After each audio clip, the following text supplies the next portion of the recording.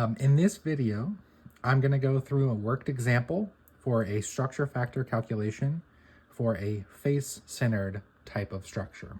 Again, this gives us some information about things like diffraction intensity, so whether we would expect to see a certain type of plane in a structure like this diffract or not, and it gives us some idea about that intensity that we would expect to see.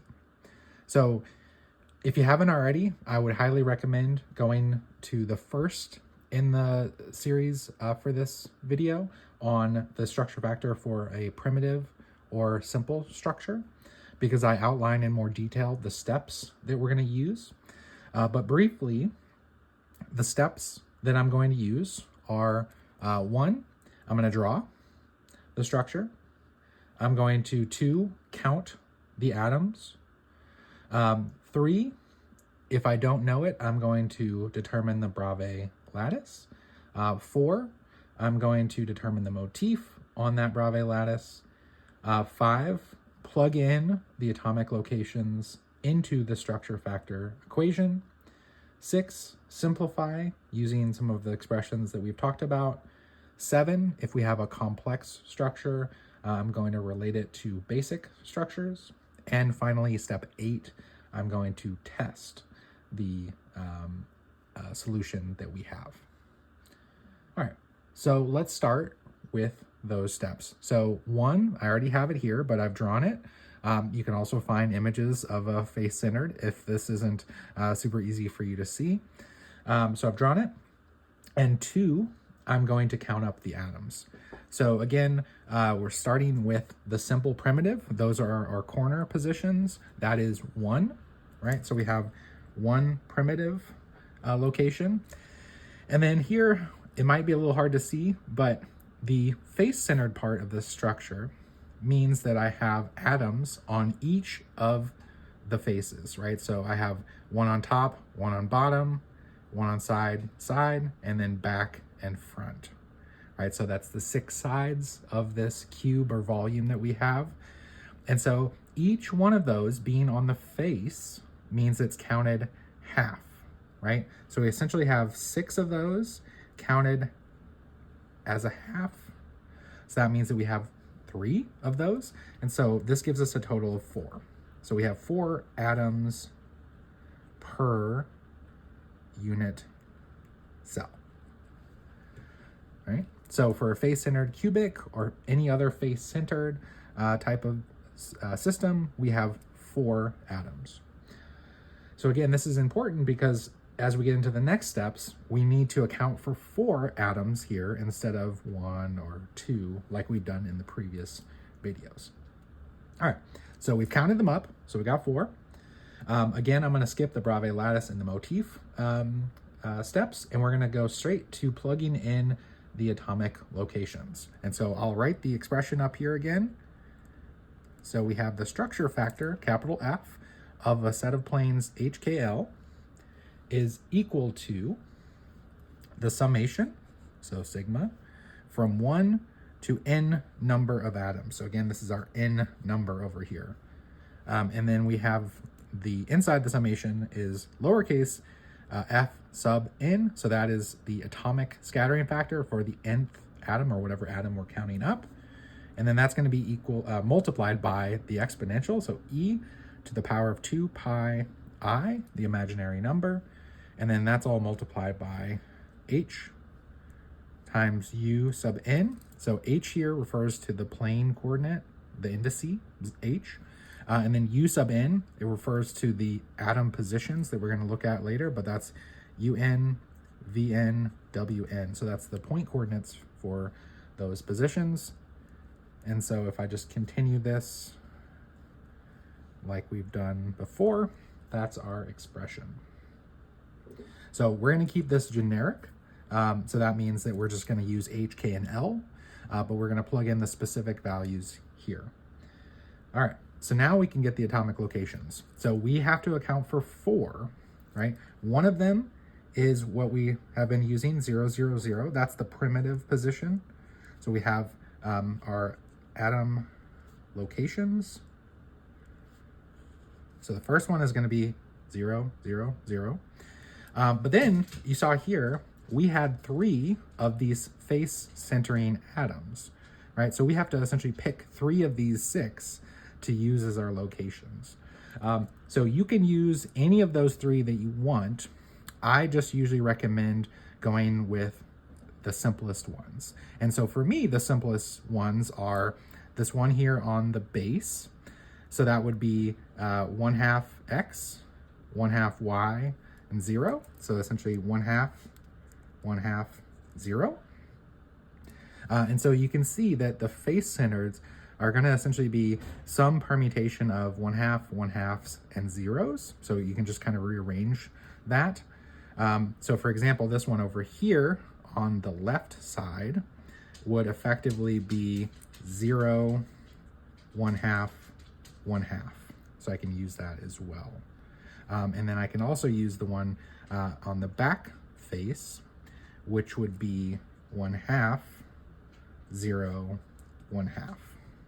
So again, you can use any ones you want, but those are the 3 that I'm going to use for this. So if you really want to try this, I recommend maybe trying it 2 different ways and seeing if you get the same solution. But these are the ones that I'm going to use for our step 5, which is to plug in the atomic positions. All right, so let's do this. Again, we're going to account for 4 atomic locations. And so we're going to have F sub n, and then our bracket, because we're going to have our 4 points. Our first one, again, we're plugging in. So you've seen this on all the videos on structure factor, but since we're doing the primitive position, it's going to be zeros across the board. So we have H times 0, K times 0, and L times 0. So for the other ones, then we're going to plug in these different positions, right? So for the second one here, we're going to have H times 1/2 plus K times 1/2 plus L times 0. So we're using the second position here. We're going to have 2 more. So in this third point, we're going to have H times 0 plus K times 1/2 plus L times 1/2. And then the last one is just a rearrangement. You can see that we're just moving these around. So H times 1/2 plus K times 0 plus L times 1/2.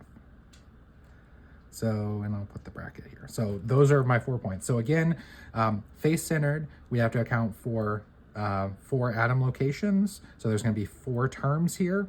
Unlike the previous videos, like primitive, it had 1. And then base and body-centered both had 2. All right, so here we have to have 4. So that's why it's important to count up the numbers. All right, so we plugged it in. That's step 5. And so we get to step 6, which is to simplify. And again, just as a refresher, our rules to simplify were based on evens and odds. So an exponential of an odd number times pi I is equal to -1. And the same for an even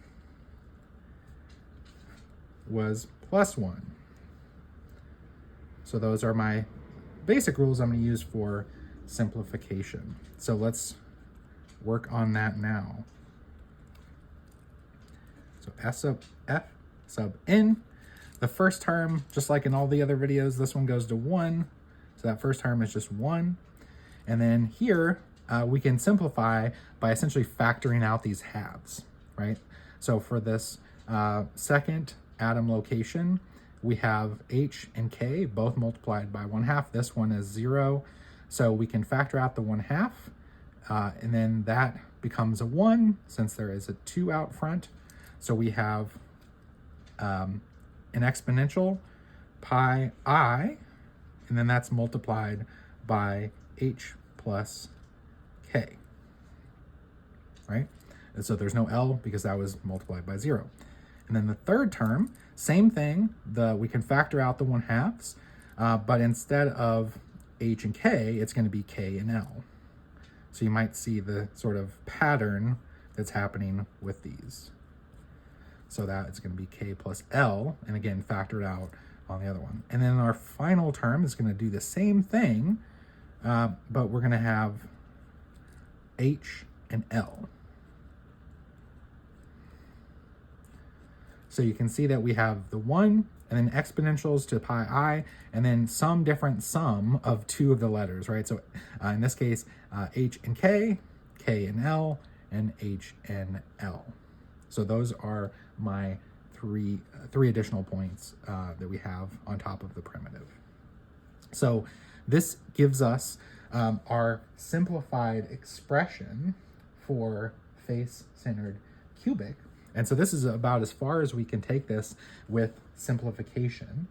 And so here, then we can just come up with kind of our general rules for how this works, right? And so the common theme that we can see in these cases, since we have these sums, so sums of h and k, or k and l, or h and l, means that this is, again, going to be related to the indices and whether they are what we call mixed or unmixed. And so let's go through an example here. So I'll start with what we call unmixed indices. So again, this means that they're all even or all odd. So examples. So let's say, let's just maybe work an example of this.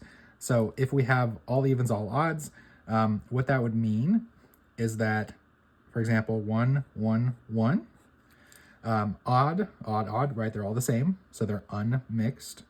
So 1, 1, 1 is a perfect example of this. And so if we were to go back to our expression, what that means is that h and k, so the first two, add up to 2. K and L, so the second two, add up to 2. And then the first and last also add up to 2, right? So they all add up to 2. So that means that this one would be an even, even, even. And so all of those are evens. So they would all equal plus 1. So if you're doing the math here, we'd have 1 plus 1 plus 1 plus 1. So this f, HKL, would be, and maybe I'll write this more formally, so that the structure factor for 1, 1, 1 would be equal to 4 times f sub n, or f, however you want to write that. Because again, they're all evens and all odds. So this would work for the example of 1, 1, 1, but again, it just has to be all even or all odds. So other examples of this would be 3, 1, 1. That's, again, those are all odds. We could have 2, 2, 0. So again, if you remember from the previous video, we count zeros as evens. So this means even, even, even. So these would all count, right? So any combination you can think of where they're unmixed, these are all going to be an example of this 4 times f.